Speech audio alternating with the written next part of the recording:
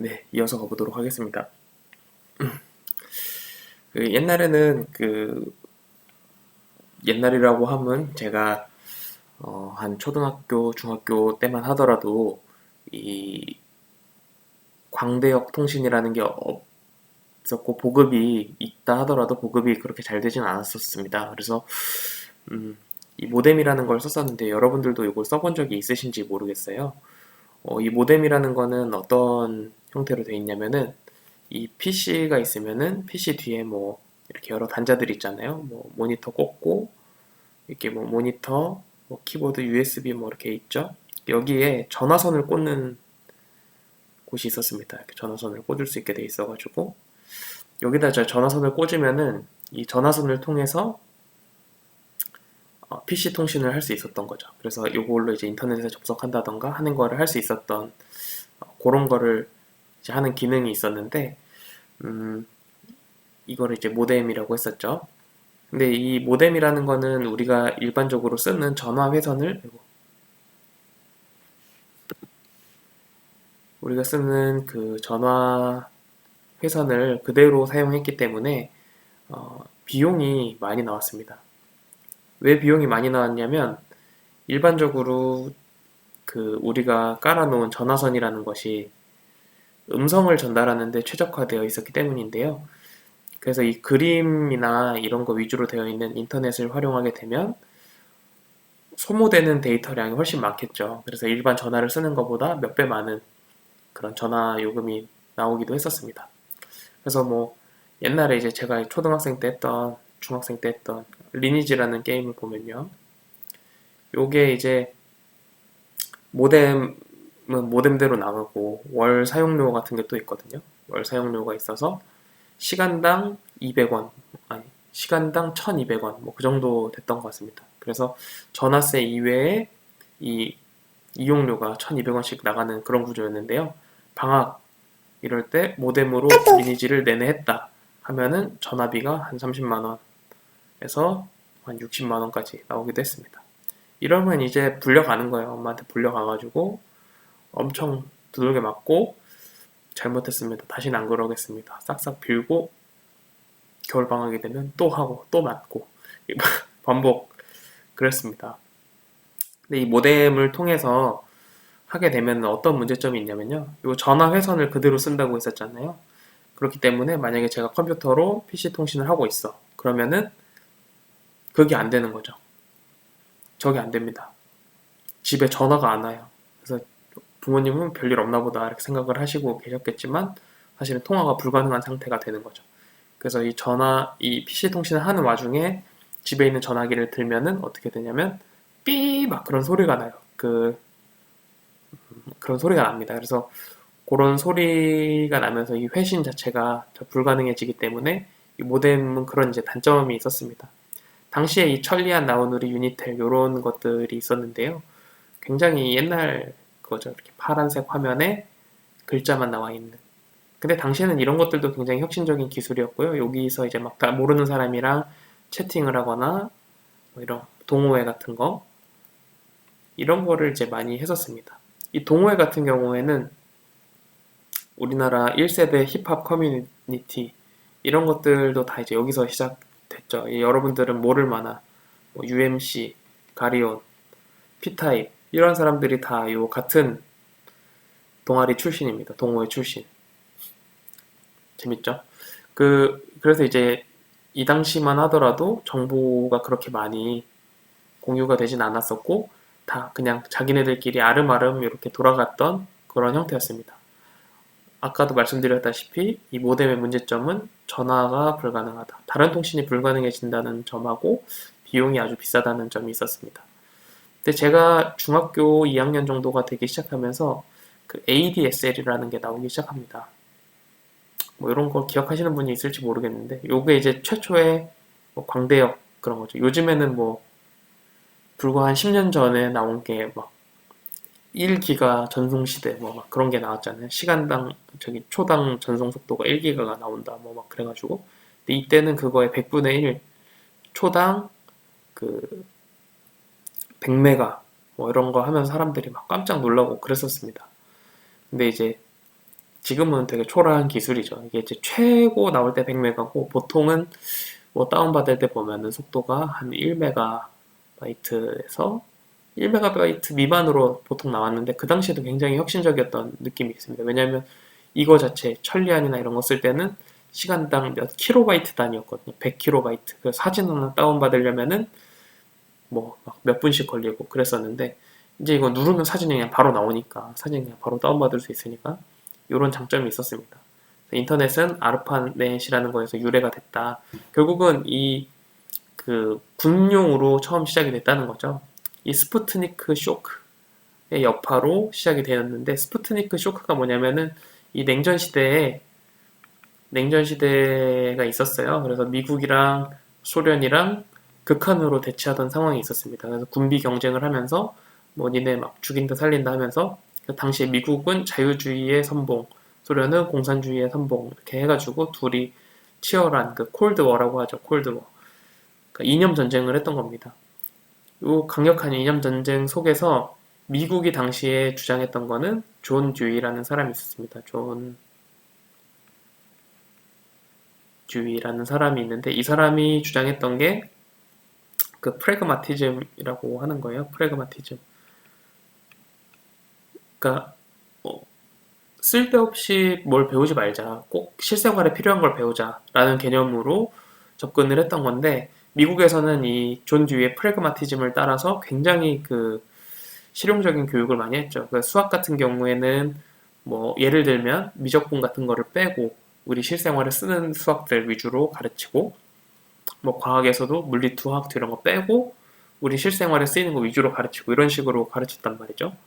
근데 그 지금 이제 우리나라 수학 교육이 약간 그런 식이 됐잖아요. 좀 쉬운 수학을 표방하고. 근데 어쨌든 요렇게 이 프래그마티즘을 따라서 한참 교육을 하고 있었는데 소련은 그렇게 안 했단 말이죠. 그리고 미국은 당시 어떤 마음이 있었냐면 당연히 우리가 더 낫다. 우리가 훨씬 이긴다. 미국이 무조건 이긴다. 이런 주의였는데 소련이 먼저 우주선을 쏘아 올린 거죠. 우주선을. 스푸트니크라는 곳에서. 근데 이 당시에 이 미국이 굉장히 충격을 받았습니다. 왜냐하면 이 우주선을 쏘아 올린다는 것 자체가 굉장히 어떤 첨단 과학이잖아요. 근데 이런 첨단 과학의 어떤 선봉을 소련에게 빼앗겼다는 사실에 굉장히 충격을 받고 이 당시에 이 존 듀이를 비난하는 사람들이 나타나기 시작합니다. 이렇게 가르쳐서는 안 된다. 어렵게 가르치고 첨단 과학이 이제는 결국은 이제 승부를 가를 텐데 이 승부를 가르는 거에서 이런 식으로 크게 벌어지면 안 된다 하면서 이 프래그마티즘이 폐기가 되기 시작하게 됐죠. 그러면서 이런 첨단 연구를 수행하기 위해서 이 월드 와이드 웹이라는 것이 시작이 되게 됩니다. 근데 요거의 효시는 뭐냐면 이메일에서 시작이 됐다고 해요. 근데 여러분들이 생각해보면 아시겠지만 옛날에는 가장 원시적으로는 그 동화, 파발 이런 걸 통해서 주요 서신들을 전달을 했었잖아요. 사람이 직접 걸어가거나 아니면 산에 불을 피우거나 이런 걸로 전달이 되다가 이게 이제 체계화되면서 우편이 되고 뭐 이런 식으로 됐었는데 우편 같은 경우에 보통 이 나라와 나라 사이로 오가려면은 몇 달이 걸리는 경우가 많았죠. 그래서 그런 것들을 방지하기 위해서 이메일이라는 것이 개발이 되기 시작했는데 이메일이라는 것이 정말 혁신적이었던 거죠. 그래서 보내기만 하면 제가 보냈어. 그러면 그 즉시 받아볼 수 있는 그런 수준의 기술을 보면 사람들이 정말 놀랐고 요거에 대한 활용이 높아짐으로써 결국은 군용망이 활성화되기 시작합니다. 그리고 이것이 민간으로 전파되면서 그 월드 와이드 웹, 그 www 할 때 그 www가 되는 거죠. 이런 과정들을 거쳐서 인터넷이라는 것이 굉장히 발전을 하기 시작합니다. 현 시대에 오면서는 이 인터넷이라는 것이 굉장히 발전을 하고 하게 되면서 여러 가지 사회 문제들을 수반하기도 하고 뿐만 아니라 산업의 발전도 가지고 오게 되었는데요. 이 인터넷이라는 것의 기회, 정보의 바다를 항해한다. 이런 이제 약간 옛날 표현이죠. 정보의 바다를 항해한다는 표현을 가지고 오면서 브라우저 전쟁을 시작했다. 그래서 넷스케이프라는 거하고 익스플로러가 경쟁하고 있다. 이것도 다 옛날 말이죠. 요즘은 여러분 이런 밈 보신 적 있으신가요? Conversation between browsers. 이게 뭐냐면은 브라우저들끼리 대화를 하는 거예요. What are we? 우리가 뭐야? 이렇게 크롬이 딱 물어보는 거죠. 제일 선구자기 때문에. 제일 선구자인 그 크롬이 딱 물어보는 거죠. 우리가 뭐야? 브라우저 딱 대답하는 거죠. 얘는 파이어폭스고 사파리고 오페라 브라우저죠. 얘네가 다 이렇게 대답하는 거죠. 근데 이 익스플로러만 말이 없어요. What do we want? 우리가 원하는 게 뭐지? 하면 faster 다 이렇게 대답하죠. 더 빨라지는 거 이렇게 원해요. 그걸 언제? 하면 지금 당장 딱 이렇게 대답하는 거예요. 대화 다 끝났는데 혼자 브라우저 이렇게 대답하는 거죠. 익스플로러가. 이게 이제 익스플로러를 놀리는 그런 밈인데요. 인터넷 익스플로러가 그만큼 반응이 느리다는 거죠. 결국은 이 IBM이랑 MS가 이 PC에다가 익스플로러를 설치해서 내보내면서 결국은 초창기에 했던 그 사업 모델을 그대로 가지고 온 거거든요. 초창기에 이제 윈도우를 깔아가지고 배포를 했더니 이 윈도우의 시장 장악력이 엄청나게 높아지면서 거의 독점적 기업이 됐잖아요. 그것처럼 이제 익스플로러를 설치해서 내보낸 거죠. 근데 그래서 이제 독점력을 키우려고 했는데 결국은 뺏긴 거죠, 여기다가. 왜 뺏기게 되었는가? 너무 이제 부담스럽다는 거죠. 이런 관련된 밈들이 엄청 많습니다. 이,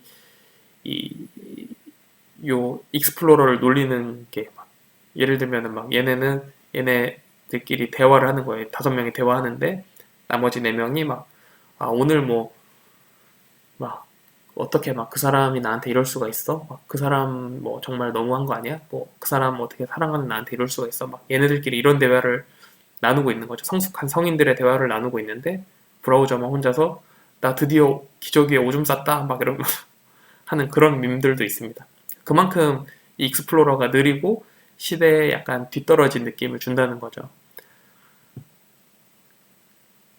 결국은 최근에는 어떤 기사가 나왔냐면 이 MS에서 익스플로러를 더 이상 지원하지 않겠다 하는 것까지 기사가 나왔습니다.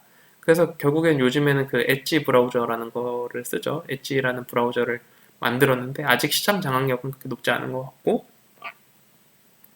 문제가 아직 많아 보입니다. 반면에 이 우리나라에도 있죠. 그 네이버에서 만든 웨일 브라우저라던가 뭐 이런 것들 브라우저를 만들어서 많이 이제 경쟁을 하려고 하는데 쉽지는 않은 것 같습니다. 이것도 이제 그 윈도우처럼 윈도우와 같아가지고 한번 그걸 하고 나면은 쉽게 안 바뀌는 것 같아요. 그래서 저도 이제 거의 크롬만 쓰는데 이 크롬 같은 경우는 장점이 많죠. 뭐 빠르고 그 다음에 뭐 기억해주는 기능도 있고 그 다음에 내가 마음대로 이렇게 뭐라고 하죠? 개인화해서 쓸 수도 있고 뭐 그런 장점들이 있으면 나머지 브라우저들도 다 비슷한데 익스플로러만 그런 걸 지원 안 해주니까 근데 요 이렇게 사람들이 브라우저를 많이 쓰려고 하는 이유는 뭘까요? 이 브라우저 사업에 뛰어드는 이유는 뭘까요? 결국은 뭐냐면 결국은 인포메이션이라는 거죠. 사람들이 어떤 정보를 주로 쓰는지, 어떤 내용들을 주로 활용하는지를 알아내기 위해서 이 사람들이 이 브라우저 전쟁에 뛰어드는 겁니다. 그러니까 결국은 최근에는 이 플랫폼 비즈니스라는 게 결국은 그 사람들이 뛰어놀 수 있는 그런 것들을 마련해주고 그 위에서 뛰어놀게끔 해주는 거죠. 그래서 이런 역할들을 하게 되는데 여기서 얻을 수 있는 그 다양한 정보들을 바탕으로 새로운 사업들을 시도할 수 있게 된다는 거죠. 그렇기 때문에 크롬이나 뭐 파이어폭스나 다 이런 것들을 이제 많이 도전을 하고 있다 하는 부분이죠. 그래서 뭐 이 인터넷의 발전 그리고 이 통신 기술의 발전이라는 것이 다양한 사회 문제를 야기하기도 하고 새로운 산업 분야를 육성하기도 했습니다. 가령 이 야후 같은 거는 그 하버드의 대학생들이 만들어졌다고 알려져 있는데 그 검색 검색이라는 거를 굉장히 높게 하면서 시장 장악력을 높여갖고 결국은 이게 다양한 비즈니스로 연결이 되게 되는 그런 그 유니콘 기업의 역할을 했던 거죠. 그리고 이베이는 현실 세계에 있던 그 경매 같은 거를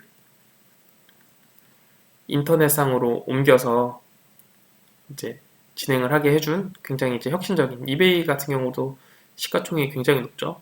아마존 정말 충격적이죠. 우리나라에서도 이런 게 있었잖아요. 뭐 G마켓이나 뭐 이런 게 있었는데 우리나라보다 훨씬 이 아마존의 영향력이 커지고 이러면서 이제 우리나라에서도 아마존 직구를 하거나 그런 경우도 많아졌고, 그러니까 이 합리적인 가격으로 파는 거죠. 뿐만 아니라 이 아마존 같은 경우는 그 단순히 이렇게 합리적인 가격으로 파는 것뿐만 아니라 그 알렉사라고 하는 우리나라의 그 인공지능 스피커 있죠? 그런 것도 사실은 다 정보를 모으기 위함이라고 하잖아요. 그러니까 이 알렉사 같은 걸 만들어서 인공지능 기능까지 더한 어떤 플랫폼 자체를 구축하는 것에 굉장히 관심이 많은 거죠. 그 이 아마존이 커지면서 발생하는 사회 문제 중에 하나가 소상공인들이 많이 이제 좀 죽는 거죠. 그럼 이제 반론으로 어떤 걸 제기할 수 있습니까? 반론으로는 그 이커머스를 잘 사용하는 새로운 상인이 등장하게 된다. 이런 거죠. 새로운 상인이 나타나서 이런 그 플랫폼을 잘 활용할 수 있는 사람들, 젊은 사람들이 새로운 상인의 자리를 차지하고 여기서 얻는 수익으로 큰 부를 이룰 수 있게 되는 거죠. 여기는 이제 저자본으로 창업을 할 수 있으니까. 근데 이제 아마존이 미국에서도 욕을 상당히 많이 먹고 있다고 해요. 왜 욕을 먹고 있을까요? 이 사람들이 어떻게 하냐면 이 소상공인들이 공장이랑 계약해가지고 뭐 수수료를 예를 들면 물건당 0.1달러씩 너네한테 주겠다. 그런 식으로 계약을 해가지고 팔아. 그럼 이제 장사가 잘 될 거 아니에요. 장사가 잘 돼서 이 사람들이 이제 돈을 많이 벌게 되면 이 본사에서 갑자기 출동시켜. 그래서 이 공장하고 미팅을 해서 우리는 0.07불이 아니라 이제 더 적은 그 마진을 남기면서 여기다 팔아버린다는 거죠. 그러면은 이 상품이 잘 팔린다는 거를 이미 알고 있고 또 더 적은 금액으로 공장의 입장에서는 더 많은 돈을 주면서 장사를 하게 해주니까 계약처를 바꿔버리는 거죠. 이쪽이랑 거래했던 거를 바꿔서 이쪽이랑 거래하게 바꿔버리고 이런 식으로 해서 이 상인들까지 죽여버리고 있다는 거죠. 그런 식으로 이제 문제를 발생시키고 있고요. 구글 같은 경우도 다양한 비즈니스에 도전을 하고 있죠. 네, 또 시간이 됐으므로 잠깐 끊었다 가겠습니다.